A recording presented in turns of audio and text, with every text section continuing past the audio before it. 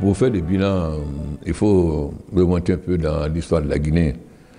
Vous savez, de toutes les anciennes colonies françaises d'Afrique de l'Ouest, c'est la Guinée qui avait le plus grand avenir à cause de nos immenses ressources minières et de nos possibilités de barrage.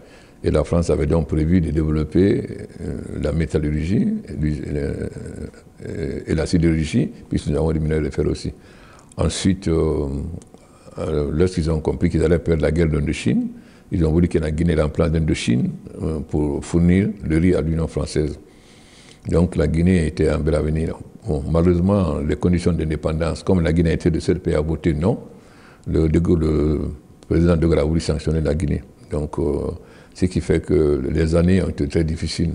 Heureusement, il y a eu la coopération avec l'Union soviétique et la Chine. Ensuite, il y a eu plein de complots, etc. Après la mort du président, il y a eu un régime militaire. Bon, le premier régime, c'était un régime étatique, et toutes les entreprises, les banques étaient publiques. La deuxième république, avec les militaires, sous l'influence du Fonds monétaire, ils ont tout privatisé alors qu'on n'avait pas de nationaux. Ce qui fait que l'essentiel des usines qui avaient été construites sur la première république ont disparu. Et malheureusement, la deuxième république n'a rien construit. Et avant mon arrivée, la Guinée n'avait jamais terminé un programme avec le Fonds monétaire. Donc quand je suis arrivé, j'ai fait faire le bilan par le Fonds monétaire pour connaître la situation. Et la situation était catastrophique. Donc, mais j'ai été obligé d'accepter les conditions. En 2 ans, nous avons pu finir le premier programme avec le Fonds monétaire. Nous avons obtenu ce qu'on appelle le PPTE, c'est-à-dire l'annulation de la dette des pays endettés les plus pauvres. Nous avons annulé 3 milliards de dollars de dette. Malheureusement, il y a eu l'Ebola qui a mis notre économie à terre pendant 3 ans. Malgré cela, nous avons réussi d'abord à faire une réforme qui a été fondamentale, c'est la réforme de l'armée. J'espère que vous aurez l'occasion un jour d'interviewer le général Clément Bolé, parce qu'on avait une armée mexicaine, il y avait 3 fois plus d'officiers que de soldats, les militaires sortaient avec les fusils en main, etc. Et nous avons mis 4000 militaires à la retraite, et on a fait maintenant un tableau d'avancement. C'est-à-dire on avait des officiers qui étaient colonels, qui n'avaient même pas passé le certificat que passe quelqu'un pour être caporal-chef. Donc la réforme la plus importante a été la réforme de l'armée, qui a fait qu'aujourd'hui l'armée guinéenne est véritablement une armée républicaine en qui le peuple a confiance. La deuxième, c'est la réforme de l'administration et la lutte contre la corruption. Nous avons créé donc l'unicité des caisses, c'est-à-dire tous les fonds allaient maintenant à la Banque centrale. Mais nous avons eu beaucoup d'handicaps. D'abord, du point de vue de l'énergie. Donc, lorsque j'ai mis une amende de 700 millions de dollars contre Rio Tinto pour violation du code, les 700 millions de dollars m'ont permis, malgré le Fonds monétaire, de payer tout de suite 30% pour avoir le barrage de Caleta et acheter une centrale de 100 MW. Et le barrage a commencé à fonctionner en 2015. Donc quand je suis arrivé, on avait à peine 100 et quelques mégawatts, alors que Conakry a triplé de population. Donc maintenant, nous allons finir d'ici quelques mois le barrage de Swapiti qui fait 450 MW. Donc on aura fait en 10 ans 10 fois plus d'énergie de mégawatts que la Guinée depuis l'indépendance. Le deuxième secteur important, c'est l'agriculture. Nous avons fait un contrat avec les paysans, c'est-à-dire je les ai convoqués en 2011 pour dire nous allons faire un pacte.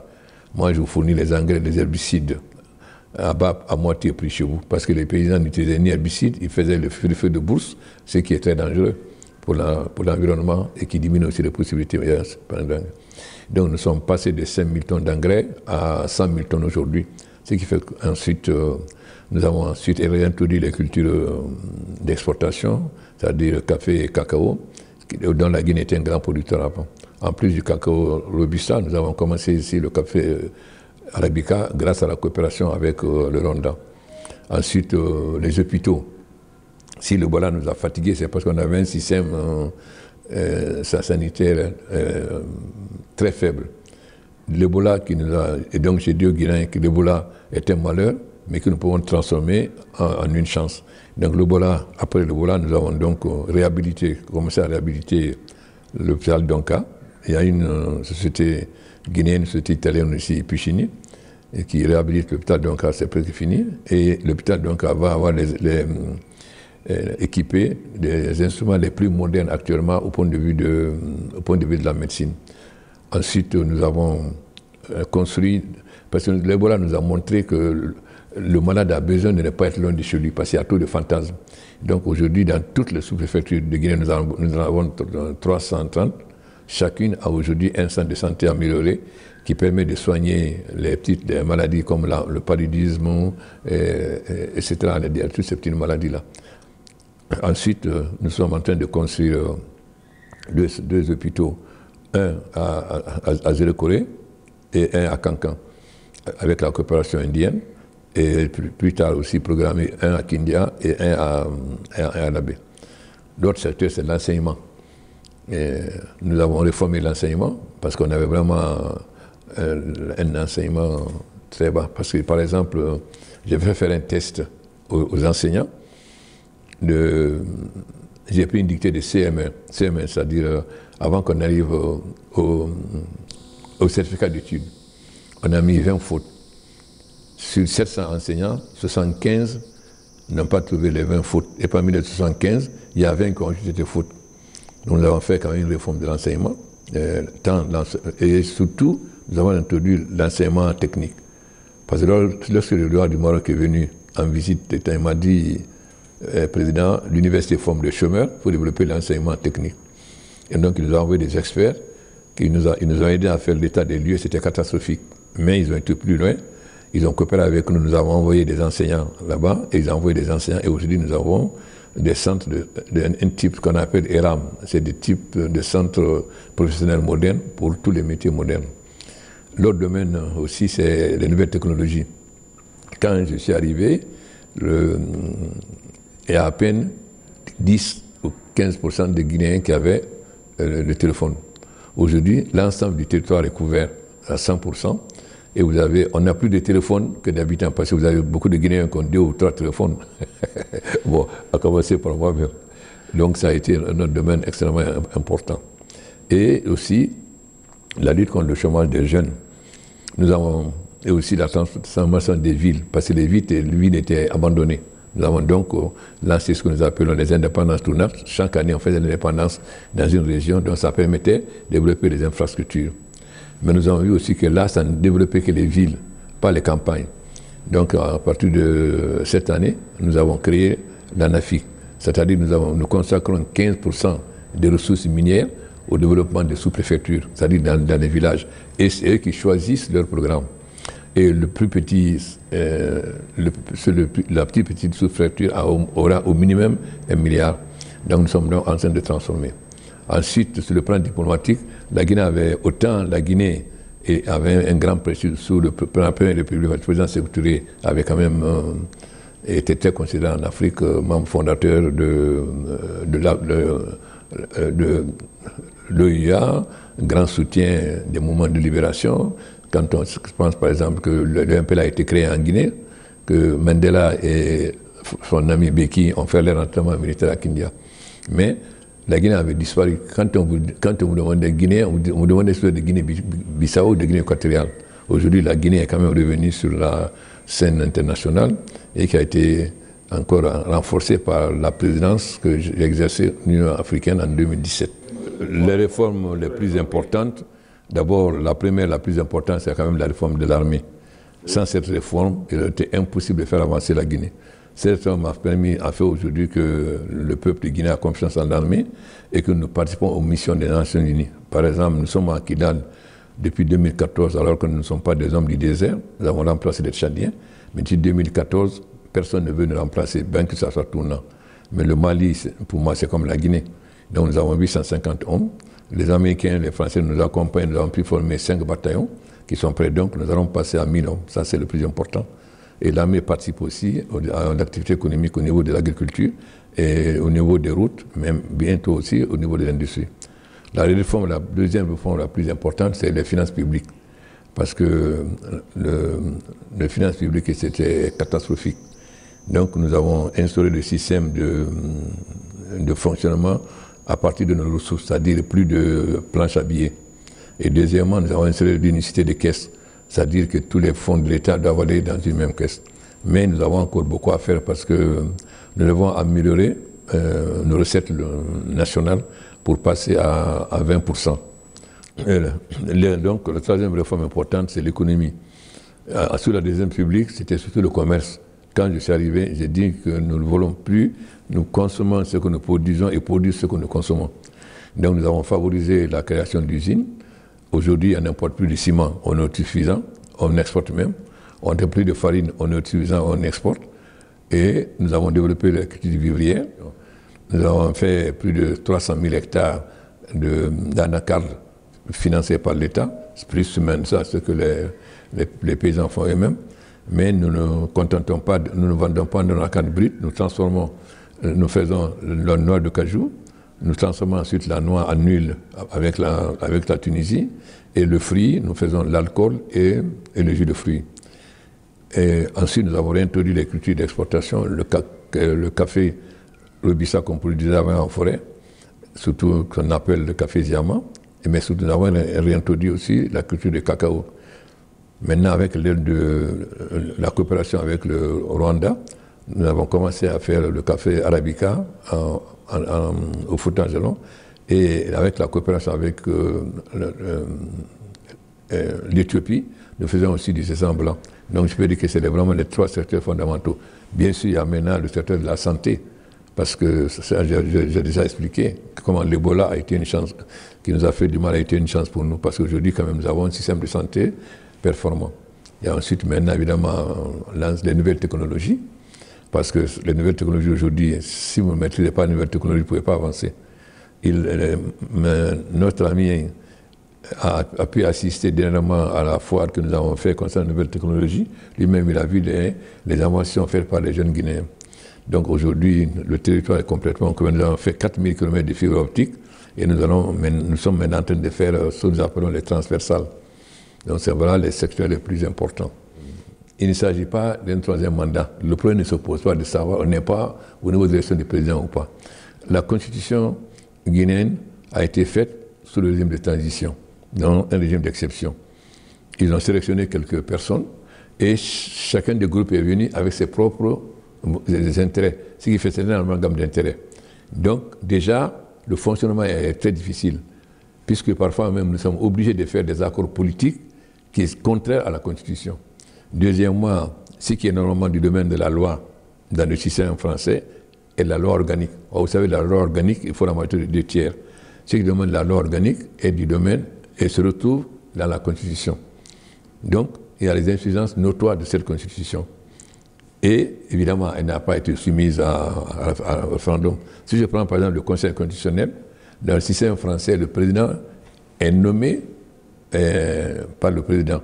Mais là, les magistrats qui étaient dans la commission pour faire la Constitution, on pensait que c'est eux qui devaient l'être, les avocats la même chose, et les professeurs. Ce qui fait qu'on a un système où c'est les membres du Conseil constitutionnel qui élisent leur président. Bon. Ensuite, aujourd'hui, le monde a beaucoup changé. Donc, nous devons adapter notre constitution au changement du monde. Le grand problème qu'on a aujourd'hui, par exemple en Afrique, c'est le changement climatique. Donc, la protection de l'environnement. Cela doit se retrouver dans la constitution. Deuxièmement, il y a la lutte contre la victimisation des femmes, les mariages précoces, et sur le genre. Parce qu'il faut quand même, aujourd'hui, dans le monde où on est, là, comme disait Aragon, la femme, c'est l'autre moitié du ciel. Et surtout qu'en Guinée, il y a plus de femmes que d'hommes. Donc, il faut qu'on fasse la promotion des femmes. Donc, et ensuite, vous avez la cybercriminalité aujourd'hui.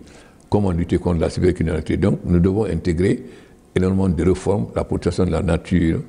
Et ensuite, la première constitution parlait de l'intégration de la Guinée dans un environnement plus vaste, c'est-à-dire l'unité africaine, ce qui a disparu. Or, pour nous, c'est fondamental qu'on aille vers l'unité africaine. Donc ça doit se dans la Constitution. Donc, il faut adopter la Constitution à notre époque.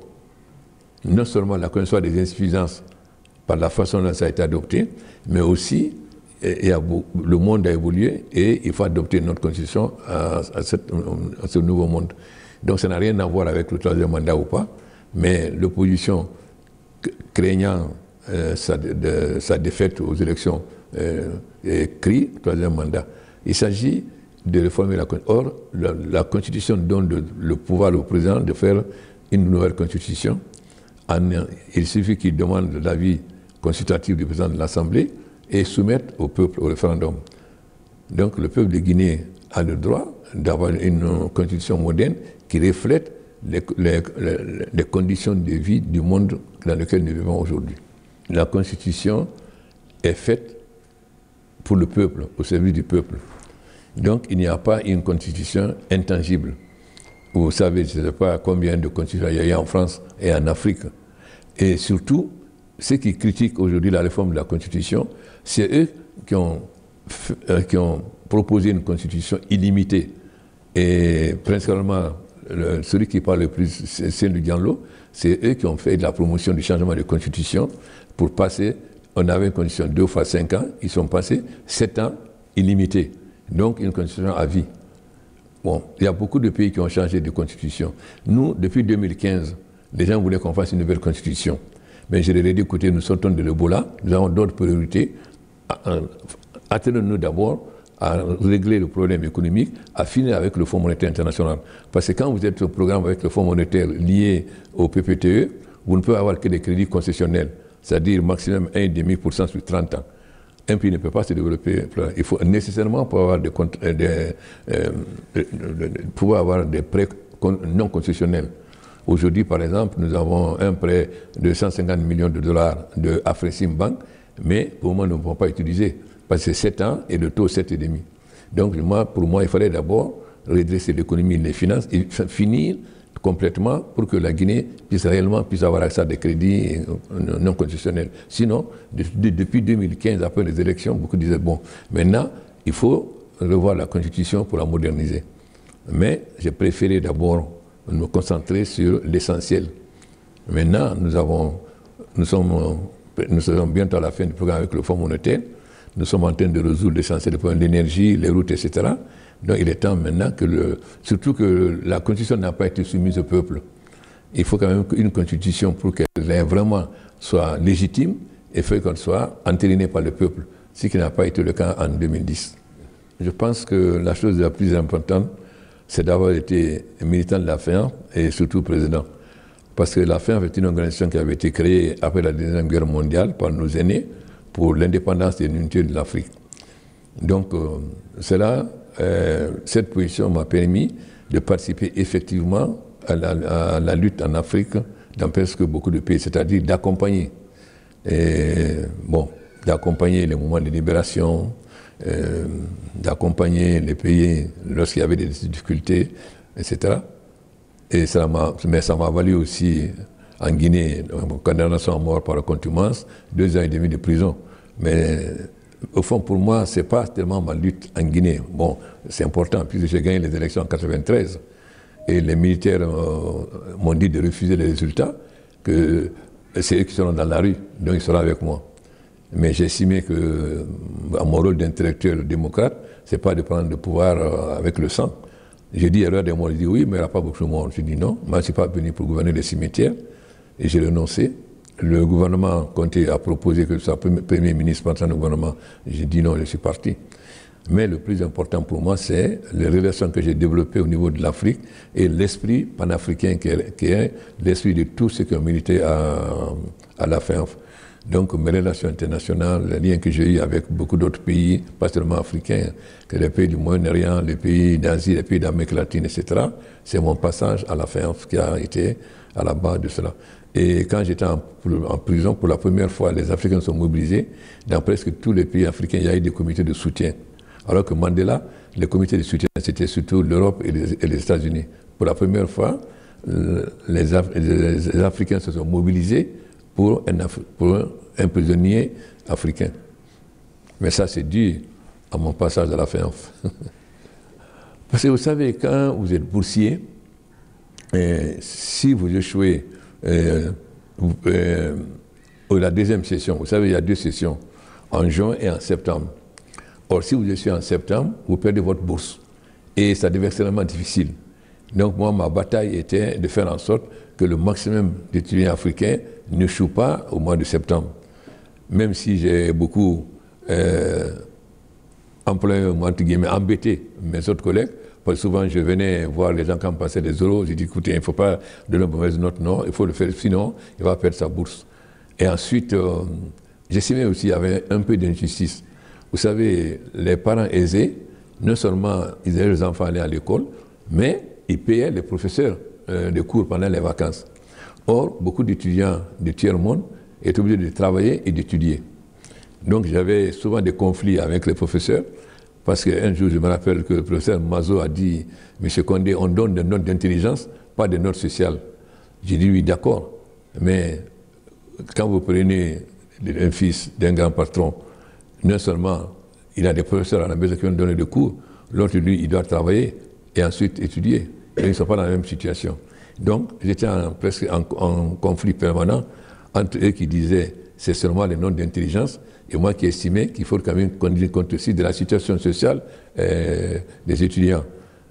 Et j'avoue que j'ai beaucoup fait pression amicalement sur beaucoup de mes collègues lorsque les étudiants passaient les euros pour qu'il y ait le maximum qui réussissent. Bon, ce qui a été important, c'est que au moment où j'arrivais, on avait pris conscience qu'on ne peut pas dire que l'Union africaine est indépendante, c'est les financiers de l'extérieur. L'essentiel des financements venait de l'Union européenne.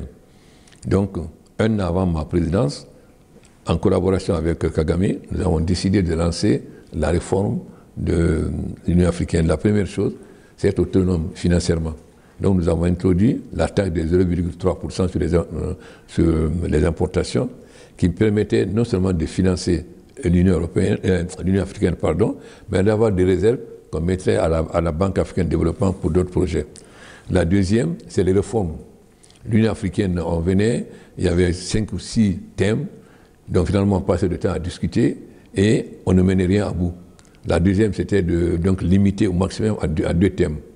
La troisième, beaucoup de chefs d'État viennent, ils viennent le matin, après ils repartent le soir, ils ne restent pas. Nous avons décidé que si, exceptionnellement, c'est le président qui doit représenter son pays, ou le Premier ministre, et que c'est dans le cas exceptionnel qu'on acceptera qu'un ministre des Affaires étrangères dirige la délégation. Si c'est un ministre qui dirige la délégation, on ne lui donnera pas la parole. Ensuite, nous avons dit maintenant, on va transformer la section de JE en une session de contrôle. C'est-à-dire, on adopte un thème, par exemple, autonomisation des femmes. On voit au mois de juillet, est-ce qu'on a progressé ou pas. Mais surtout, en partant de l'expérience que j'ai eue en tant que coordonnateur de l'initiative africaine pour l'énergie renouvelable, où j'étais le seul à parler au nom de l'Afrique, j'ai compris qu'il était important de créer des champions par thème. Donc, nous avons créé des champions, c'est-à-dire des présidents qui étaient chargés d'un dossier. Par exemple, si je prends le roi du Maroc, il était chargé de l'immigration. Si je prends le président Idriss Déby, il était chargé de la jeunesse. Si je prends le président Issoufou du Niger, il était chargé du libre-échange. Et le président Alassane Ouattara du programme 2063. Et chaque président a pris très au sérieux son rôle. La preuve, en 2 ans, nous avons réussi le libre-échange. Parce qu'on l'a lancé en 2017 et on vient de tenir le sommet à Niamey où nous avons adopté le libre-échange pour toute l'Afrique. Donc ça a permis à l'Afrique de parler d'une seule voix. Parce que souvent on nous opposait, on nous divisait. À partir du moment où il y a quelqu'un qui est chargé d'un dossier, il n'invente pas. Il vient, il fait le rapport, on se met d'accord, après c'est lui seul qui parle au nom de l'Afrique pour ces questions. Je prends par exemple le président du Ghana, c'est lui qui est chargé du JAR. Donc ça permet aujourd'hui à l'Afrique de parler d'une seule voix, alors qu'avant il y avait la cacophonie. La deuxième chose la plus importante, c'est que nous disions que quand il y a un candidat africain, tous les Africains doivent voter pour ce candidat. Parce que souvent on nous divisait. Donc c'est ce qui nous a permis aujourd'hui de diriger l'OMS par un de nos amis éthiopiens. Ensuite, nous avons dit que les problèmes africains doivent être réglés par les Africains. Parce que l'essentiel des problèmes viennent des interventions étrangères. Donc, non seulement l'Afrique doit parler d'une seule voix, mais les problèmes africains doivent être réglés par les Africains doivent se prendre en charge, et l'Union africaine doit être capable de s'autofinancer. Et nous avons essayé, pour le moment nous n'avons pas réussi, de montrer que les troupes des Nations Unies ne servent pas à grand-chose.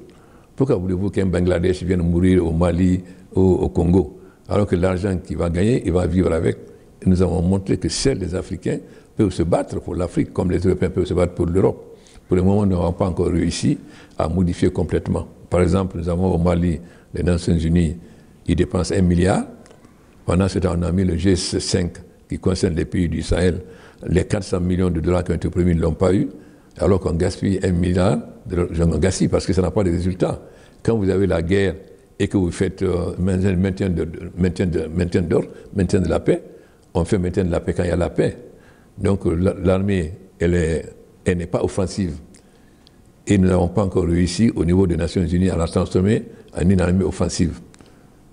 Donc, en partant de mon expérience du mouvement étudiant et de toute notre vision, et j'ai eu la chance aussi, parce que j'étais très lié au pays de la SADC, tous ces mondes qui étaient dirigés par des mouvements de libération, et j'avais aussi quelques personnes comme le président du Mali ou du Niger, qui étaient aussi des anciens militants de la FENF, mais surtout ce qui m'a permis de faire avancer, c'est réellement les relations que j'avais tissées avec les dirigeants de ces mouvements de libération au moment où ils se battaient.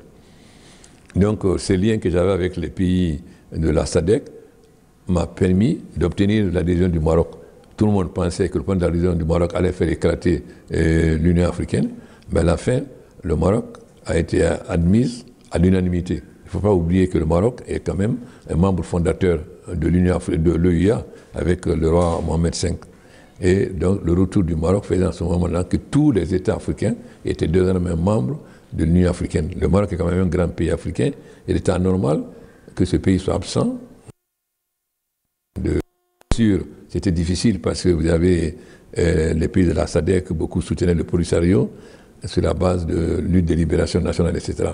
Mais grâce aux bonnes relations que nous avons eues et la confiance qu'ils plaçaient en moi, nous avons obtenu, par exemple, le retour du Maroc. Comme disait le président défunt, que Dieu ait son âme, et c'est lui qui est président tunisien, il dit Alpha veut que l'Afrique parle d'une seule voix. Il a raison, mais ce n'est pas facile. Bon, si je prends le plan de la Libye, par exemple, vous voyez, l'Union africaine avait son plan, parce que nous voulons la paix, mais vous voyez comment c'est compliqué, parce qu'il y a beaucoup d'interférences, il y a des intérêts croisés, etc. Bon. Donc, ce n'est pas très facile, parce que l'Afrique recèle les plus grandes richesses minérales. Donc, tout le monde est intéressé, que ce soit les métaux, que ce soit le gaz, que ce soit le pétrole, etc. Donc, c'est une bataille constante que nous devons mener. Mais, comme nous avons réussi à parler d'une seule voix dans beaucoup de domaines, et nous avons réussi le libre-échange, ce que personne ne croyait à l'extérieur, je pense que l'évolution progressive, parce que l'Afrique, en 2050, sera le premier continent, sera plus peuplé que la Chine, avec une population très jeune. Donc, il est extrêmement important que nous renforcions notre coopération économique et que nous renforcions nos prises de responsabilité. Je pense que la jeunesse africaine, quand vous demandez aujourd'hui à un jeune africain, qu'est-ce que vous pensez de l'élection d'un président français américain, il vous dit, moi, c'est l'Afrique qui m'intéresse. Donc, ça veut dire que la jeunesse africaine pense africain et n'a plus le complexe de l'Occident, ce qui est extrêmement important. Et j'ai consacré mon mandat aux jeunes et aux femmes. Mon rêve, c'est de voir un jour les femmes guinéennes autonomisées, c'est-à-dire c'est suffisant elles-mêmes économiquement, qu'elles n'aient plus besoin d'un homme pour vivre. Deuxièmement, que la jeunesse maîtrise de nouvelles technologies et que nous arrivons à vaincre le chômage. Enfin, que la Guinée ait le rôle que lui destinait la nature, parce qu'on est le château de l'Afrique, on a d'immenses potentialités agricoles et on nous disait que la Guinée était un scandale agricole, mais aussi un scandale géologique. Donc, ce scandale ne soit plus un scandale, mais ça soit un bonheur, non seulement pour la Guinée, mais aussi pour le peuple africain. Bon, vous savez, lorsqu'un homme politique a un programme convaincant, il s'adresse à l'intelligence et pour faire adhérer à son programme. Lorsqu'il n'a pas un programme qui peut convaincre, il s'adresse à l'irrationnel, soit à la religion, soit à l'ethnie. Les religions ont voté pour moi parce que je suis musulman, ont voté pour moi parce que je suis catholique ou protestant ou en ethnie. Malheureusement, l'ethnocentrisme a été développé en Guinée par des hommes politiques. Ce qui fait aujourd'hui, parfois, on a une cristallisation ethnique. Mais moi, j'ai bon espoir parce que la jeunesse, nous vivons dans un monde moderne où les nouvelles technologies dominent. Donc la jeunesse sera de plus en plus portée vers les choses concrètes et non pas sur les questions ethniques. Et au niveau des femmes aussi, l'ethnocentrisme est moins développé. C'est souvent par crainte qu'elles peuvent suivre, mais parce qu'elles ne sont pas toujours autonomes.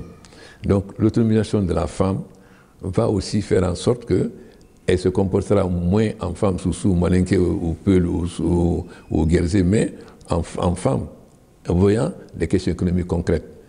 Donc le fait que la population guinéenne soit jeune, le fait que nous sommes en train de nous battre pour l'émancipation de la femme, c'est les deux conditions essentielles qui feront passer l'ethnocentrisme comme un phénomène secondaire. Parce que ça doit être une richesse. Le premier, celui qui a été ministre des Affaires étrangères de l'Algérie après l'indépendance, il disait « Enrichissons-nous de nos différences ». C'est-à-dire nos différences ethniques doivent être une richesse et non pas un phénomène de conflit. C'est-à-dire c'est en mélangeant ces différentes cultures qu'on peut faire progresser la Guinée. Donc c'est une chance pour nous si nous arrivons à créer une véritable osmose entre les différentes ethnies.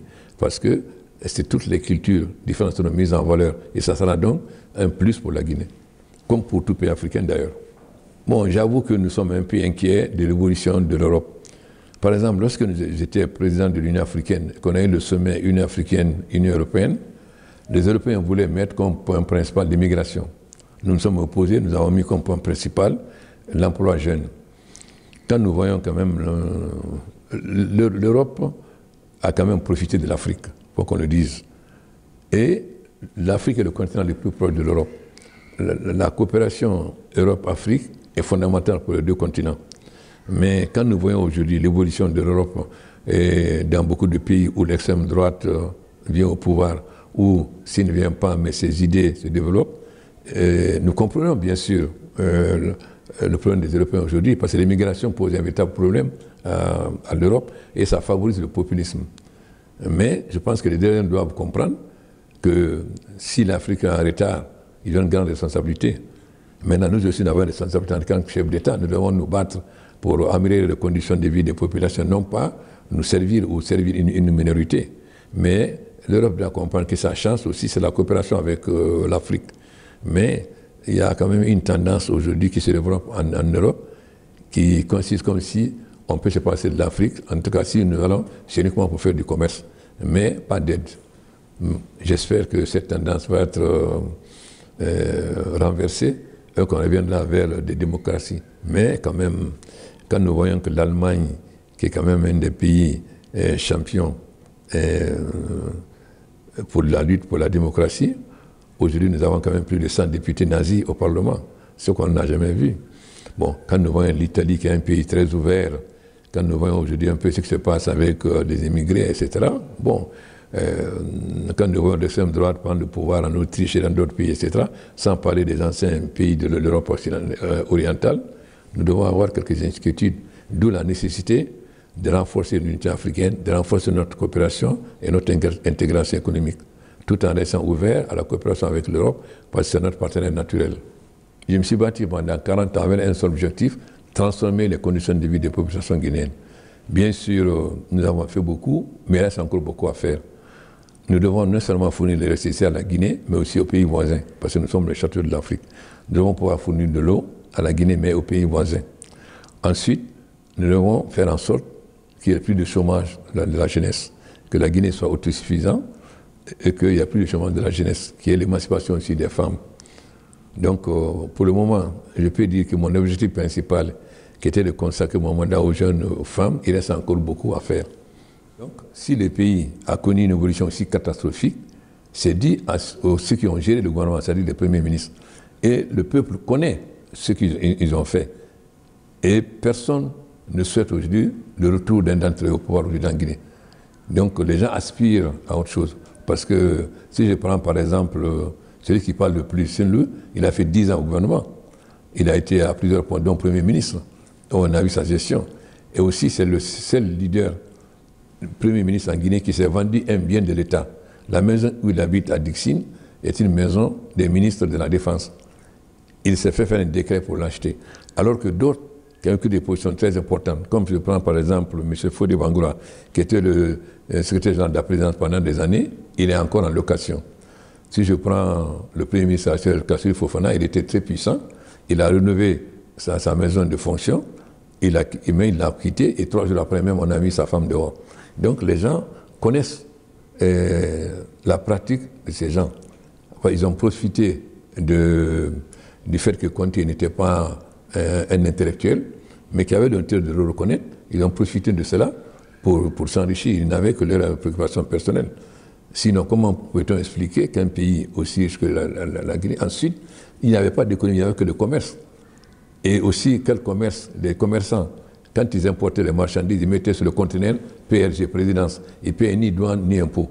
Oui, mais disait l'armée. Donc, c'était presque une économie de rente, comme pendant la période coloniale. Alors qu'on devait être une économie de transformation de matières premières localement, mais pour cela, il fallait l'énergie. Il fallait aussi une gestion saine. Voilà. Donc, le peuple les connaît. Les gens savent ce qu'ils ont fait dans le passé. Ils ne veulent pas une restauration du passé.